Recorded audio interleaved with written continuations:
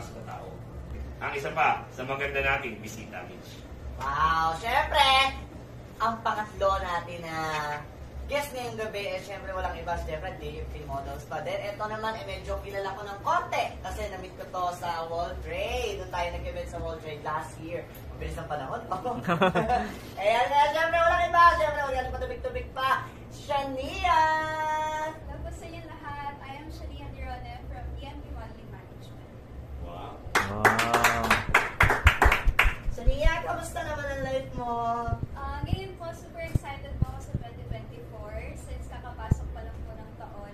Very excited po ako sa mga new opportunities po na matatanggap namin sa DMP Modeling Management. Alam po namin na nagpe-prepare din po talaga sila para po may mga projects din po sila na maibigay. And also sa studies ko din po. Super excited din po na mapagpatuloy yung studies ko